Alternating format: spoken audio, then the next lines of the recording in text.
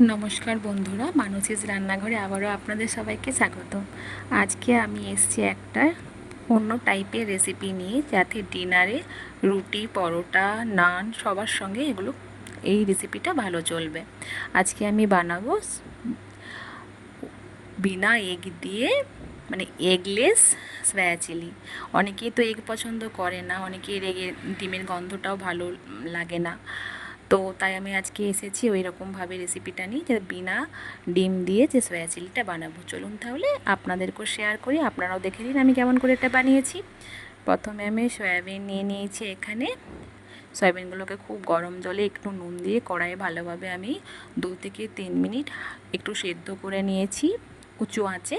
তারপর সয়াবিনটাকে আমি গরম জল থেকে ছেঁকে তুলে নিই, ঠান্ডা জলে দিয়েছি। ঠান্ডা জলে দেওয়ার পর ওটাও 5 মিনিট রাখার পর ওটাকে ভালোভাবে আমি জল থেকে ছেঁকে নিয়ে তুলে নিয়েছি একটা পাত্রে। এবার এগুলো বানাবার জন্য আমি এখানে নিয়েছি পেঁয়াজ কুচি, ক্যাপসিকাম কুচি, কাঁচা লঙ্কা কুচি, রসুন কুচি, আদা গ্রেট করা। এগুলো সব নেওয়ার পর আমি একটা পাত্রে সয়াবিনগুলো তুলে নিয়েছিলাম। সেই পাত্রের মধ্যে সয়াবিন দিলাম, কর্নফ্লাওয়ার দিয়েছি, ওর সঙ্গে দিয়েছি একটু নুন, লঙ্কা গুঁড়ো, একটু জিরে গুঁড়ো এবং ওর সঙ্গে একটু সস, টমেটো সস নিয়েছি একটু, ওই 2-3 চামচের মতন ছোটো চামচের, আর সয়া সস নিয়েছি। এগুলো খুব ভালো করে আমি মিশ্রণটার সাথে সয়াবিনগুলো খুব ভালোভাবে মিশিয়ে রেখে 5 মিনিট রেখে দিলাম এবং কড়াইয়ে সাদা তেল গরম করে তারপর আমি সয়াবিনগুলো সব এরকম করে ভেজে নেব। এর সাথে কিন্তু আমি কোনো ডিম অ্যাড করিনি, যেহেতু আমি এখানে ডিম বিনায় সয়া চিলি বানিয়ে দেখাবো। এরপর আমি সব সয়াবিনগুলোকে এরকম করে ভেজে ভেজে হালকা লাল হওয়া তক্ক ভেজে নিয়ে তুলে নিলাম। ভাজবার সময় গ্যাসটা কিন্তু মিডিয়াম আঁচেই রাখতে হবে। এই দেখুন, এরকম করে আমার সব সয়াবিনগুলো ভাজা হয়ে গেছে। এরপর একটা অন্য কড়াই বসিয়ে তার মধ্যে সাদা তেল দিয়ে রসুন কুচি, আদা গ্রেট করা সব দিয়ে নিয়ে 2 থেকে 3 মিনিট খুব ভালোভাবে আমি ভেজে নেব। এগুলো যখন ভাজা হয়ে যাবে তারপর আমি ক্যাপসিকাম কুচিটাও, পেঁয়াজ কুচিটা এর সঙ্গে অ্যাড করব।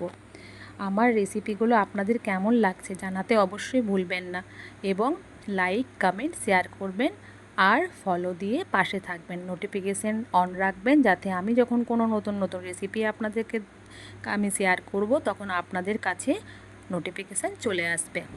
এরপর আমি ক্যাপসিকাম, পেঁয়াজ কুচিটাকে খুব, আর কাঁচা লঙ্কা দেওয়ার পর এগুলো খুব বেশিক্ষণ ভাজার দরকার নেই। যখন পেঁয়াজের রঙটা হালকা সোনালি বর্ণের হবে তখন ওটার মধ্যে নুন দিতে হবে, এবং সয়া সস 1/2 কাপেরও কম, এবং টমেটো সস এক কাপ আর একটু আমি দিয়েছিলাম। এখানে কিন্তু আমি চিলি সস অ্যাড করিনি, যেহেতু লঙ্কাগুলো অনেক ঝাল ছিল তার জন্য। তো আপনারা যদি চান তো অবশ্যই অ্যাড করবেন, এবং যেরকম ঝাল খান সেরকম কাঁচা লঙ্কা অ্যাড করবেন। এখানে আমি 3 থেকে 4টা ভাজার সময় দিয়েছিলাম, এবং তারপরে 2 থেকে 3টে দিয়েছি। এরপর আমি একটা কাপে 1.5 চামচের মতন কর্নফ্লাওয়ার গুলে নিয়ে ওটার মধ্যে অ্যাড করে দিই, যাতে এই গ্রেভিটা একটু থকথকে টাইপের হয়। এই দেখুন, আমার সয়া চিলি একদম রেডি হয়ে গেছে।